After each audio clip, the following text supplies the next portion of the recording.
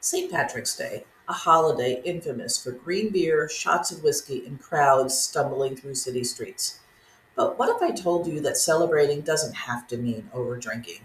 If you're a high achieving professional, executive, or someone reevaluating your relationship with alcohol, you've probably noticed that drinking is baked into almost every celebration. From wedding season to summer holidays to major sporting events. It's easy to feel like you're the odd one out if you're choosing sobriety or being alcohol free. But here's the truth: the best celebrations aren't about alcohol, they're about connection, experiences, and actually remembering the good times. So, this video is going to help you navigate a sober celebration, enjoy events without feeling awkward, and make sure you don't miss out while staying aligned with your goals. The drinking culture of celebrations. Um, why it feels so hard to say no. Our society ties alcohol to celebrations in a way that makes it seem normal, but in reality, it's excessive. Think about it: St. Patrick's Day, a cultural holiday turned into an excuse for binge drinking. Weddings. There's open bars, champagne toasts, and pressure to let loose. Memorial Day, 4th of July, Labor Day, barbecues, beaches, and beer. Sporting events. There's tailgating, drinking games, and rounds of shots every time your team scores. If you mapped these out, you'd see a built in excuse to overdrink almost every month. And when drinking is the expectation, not the exception, stepping away can feel like breaking a social contract.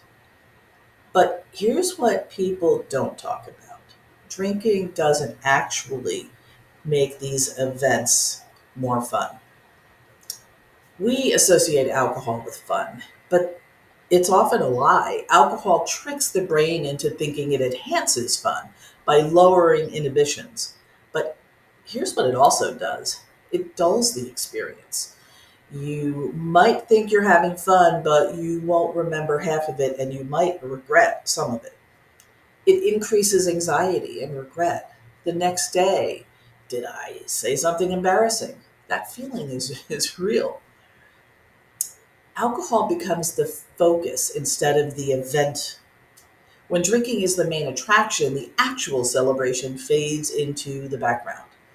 So, how do you retrain your brain to celebrate without alcohol? Here are some tips and skills to actually enjoy celebrating sober. One, shift the focus of the celebration. Instead of making the event about drinking, focus on the experience. For St. Patrick's Day, enjoy the parades, the Irish culture, and live music instead of hitting a bar crawl. For weddings, celebrate the couple, dance, and enjoy the connection and community instead of worrying about the open bar. At sports events, get into the game itself, not the tailgating. Two, have a plan for social pressure. Prepare a drink alternative, hold a soda, a mocktail, or even just a sparkling water. Most people won't even question it. Have a quick response ready, though, for those who do. If someone asks you why you're not drinking, a simple, "I'm good with this," or "I'm taking a break," shuts down most conversations. Set boundaries with pushy drinkers. If someone won't drop it, that says more about their drinking than yours. Three, find new ways to celebrate. If drinking was your main form of fun, now's the time to explore alternatives. Plan activity based celebrations: hiking, beach days, sports, cooking classes, game nights. Host sober friendly gatherings. Have great food, music, and people who actually care about connection. Attend daytime events. Alcohol heavy events tend to escalate at night, so shift your social calendar earlier in the day. Four, Remember your why. Every time you choose sobriety in a celebration, you're building a stronger, healthier life. And you wake up without regrets. You're fully present for the people you care about. You're in control of your choices, not the other way around. So, there are some upcoming events where you can practice sober celebrating. There are spring and summer events. There's St. Patrick's Day, there's the wedding season, Memorial Day, 4th of July, Labor Day weekend, major sports events such as March Madness, the NBA playoffs and finals, the Masters, Stanley Cup playoffs, the Kentucky Derby, there's the US Open, there's the NFL preseason.